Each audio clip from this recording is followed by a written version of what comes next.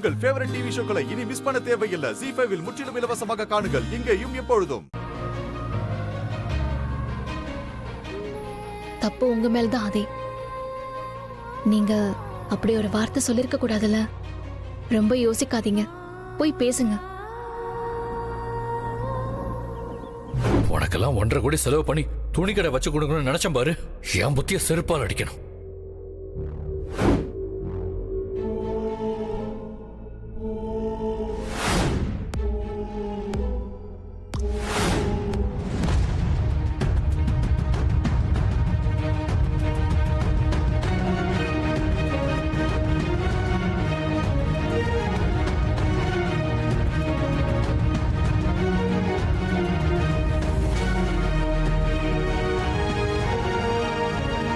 நீங்க பண்றது உங்களுக்கு தப்பா தெரியலையா?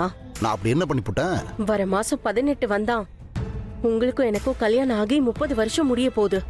இந்த 30 வருஷத்துல நான் உங்களை இந்த மாதிரி பார்த்ததே இல்ல. லட்சுமி, உள்ள ஒண்ணு வச்சுக்கிட்டு வெளியே ஒண்ணு பேசக்கூடாது தா. எதுவா இருந்தாலும் வெளிப்படையா தெளிவா பேசு. நான் உங்களை நேராவே கேக்குறேன். நம்ம ஆண்டாலும் மாப்பிள்ளையும் ஒண்ணு சேர்ந்து வாழணும்னு நீங்க நினைக்கிறீங்களா இல்லையா? உண்மையை சொல்லட்டுமா? நம்ம ஆண்டாள் கூட அந்த பயலை செத்து வச்சு பார்த்தாலே எனக்கு வயிறு எரியுது. கருத்தா, மருந்தளவு கூட அந்த அழகர் பையில எனக்கு பிடிக்கல.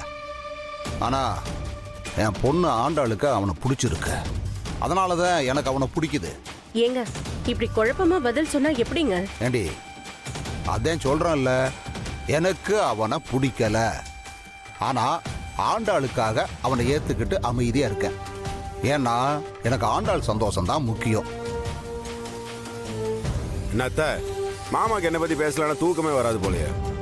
நேரமும் ஏன் நினப்பு தான் இல்லையா? அத்த, இது சாப்பிட்டது எனக்கு கொஞ்சம் லைட்டா நெஞ்சு கறிக்குது. பெருங்காய போட்டு கொஞ்சம் சுடு தண்ணி வச்சு கொடுக்குறீங்களா? சரிங்கம்மா. சரி போங்க.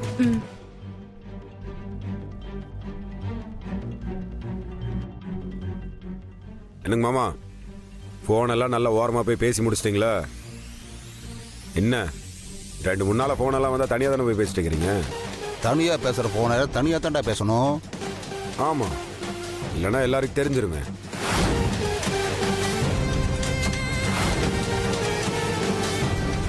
என்னடா பேச்செல்லாம் ஒரு லந்தா இருக்கு? அப்படிலாம் இல்லையா?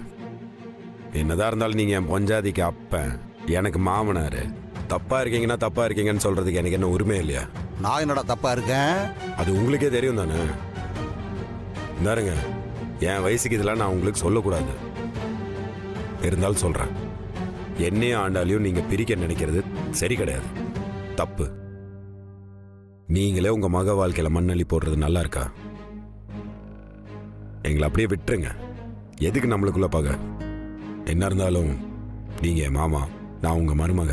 எதுக்கு நம்மளுக்குள்ள இதெல்லாம்? ஏப்பா ஏய், என்ன சத்தமில்லாம மிரட்டி பாக்குறியா நீயே?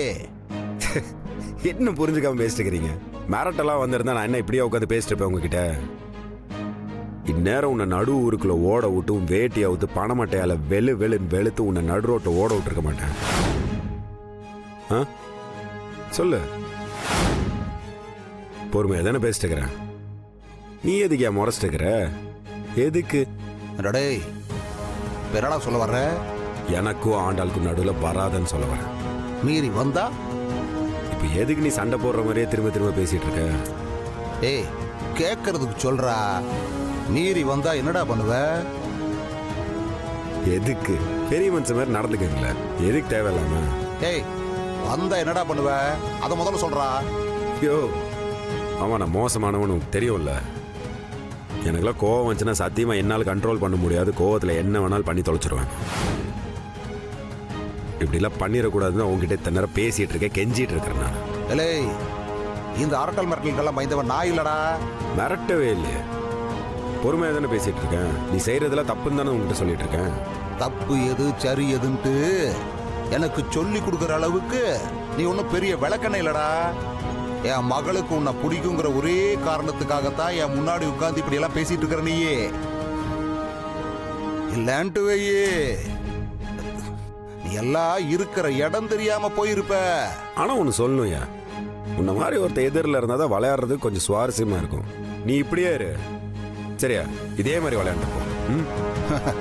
இந்த பூச்சாண்டிக்கெல்லாம் பயப்படுற ஆள் நான் கிடையாதுடா. இது பாரு மாமா, நான் இந்த வரைக்கும் அவனையும் மிரட்டினதும் கிடையாது, மிரட்டுற ஆள் நான் கிடையாது. ஏதாவது செய்யணும்னு நினைச்சா இந்த வாக்குவாதெல்லாம் கிடையாது. செய்கையை செஞ்சுட்டு போயிட்டே இருப்பேன் நான். அதுதான் என் பழக்கம். அது புரியுதா உனக்கு? நீலாம் என் மாமான்ற ஒரே காரணத்துக்காக தான் இத்தனை நேரம் உட்காந்து பேசிட்டு இருக்கேன் நான். ஆனால் இது வேலைக்கு ஆகிற மாதிரி தெரியலையே எனக்கு. மாமா, நீங்கள் இது வரைக்கும் பிரிவோட வலி பிடிச்ச உங்களோட சோகம், வேண்டப்பட்ட உங்களோட கோவத்தை பார்த்ததில்ல. அதனால தான் இந்த மாதிரி இருக்கீங்க. அதெல்லாம் பார்த்தா பேச மாட்டீங்க இப்படி. ஏ கிறுக்கு கழுத, முதல்ல என்ன அக்கான்னு கூப்பிடாத. ஒண்ணு அம்மானு கூப்பிடு, இல்லைன்னா சித்தின்னு கூப்பிடு. ஏமா உனக்கு என்ன கிறுக்கு கிறுக்கு பிடிச்சிருக்கா?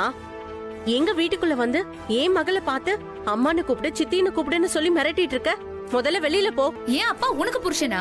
இங்க பாரு, மரியாதையா இங்க இருந்து ஓடிடு சொல்லிட்டேன். இல்லன்னா அருவா எடுத்து நடு மண்டையிலே போட்டுருவேன். போடுவடி போடுவ. ஏன் போட மாட்ட? அன்னைக்கே ஊரறிய கூட்டிட்டு போய் வீட்டுல வையின்னு சொன்னா அந்த ஆளு என் பேச்சே கேட்கல. என்னை தடுத்து தடுத்து வச்சுட்டு இன்னைக்கு நாதி எத்து வந்து நின்னா எல்லாரும் இப்படிதான் பேசுவீங்க. என்னடி இது?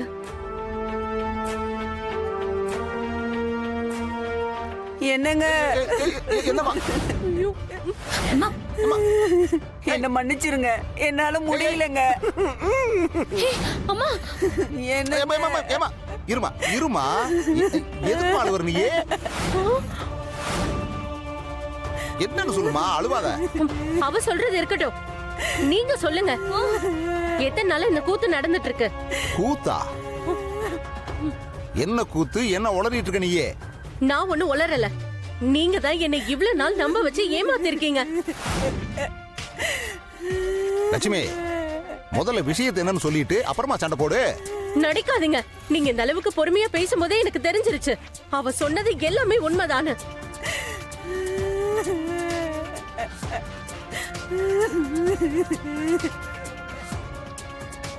என்ன உண்மை? யார் இந்த அம்மா? என்னது? யாரா? ஐயோ ஐயோ ஐயோ, என் பொழப்பே போச்சு. ஊரு பேரு தெரியாதவன் என்ன யாருன்னு கேட்டா பரவாயில்ல. இத்தனை நாளா ஒன்னா இருந்துட்டு எனக்கு தாலி கட்டிட்டு என்ன யாருன்னு கேக்குறாரே. நான் எங்க போய் சொல்லுவேன்? யாருகிட்ட போய் சொல்லுவேன்? யார் நீயே? நான் எப்போ உன் கழுத்துல தாலி கட்டின? அட பாவி மனுஷா, கருப்புசாமி கோயில்ல வச்சு என் கழுத்துல தாலி கட்டினியே, அத மறந்துட்டியா? என் பொண்ணோ ஏதாவது ஆத்துலயோ கிணத்துலயோ மிதக்கும். அப்ப இந்த ஊருக்கே யாருன்னு தெரியும். நான் போறேன். ஐயோ, ஐயோ, என்னை விடுங்க தம்பி. அந்த ஆளு பேச்ச கேட்டு கழுத்து நீட்டின பாருங்க, நான் செத்தாதான் என் அருமை அவருக்கு தெரியும். இருங்க, பேசிக்கலாம். எப்படி தம்பி கரெக்டா பண்றனா? என்ன மாதிரி ஒரு முட்டாளு இந்த உலகத்துல இருக்க மாட்டா தம்பி. பேசிக்கலாம். ஜீ5 ஆப்பை டவுன்லோட் செய்து அனைத்து எபிசோடுகளையும் இலவசமாக பாருங்க.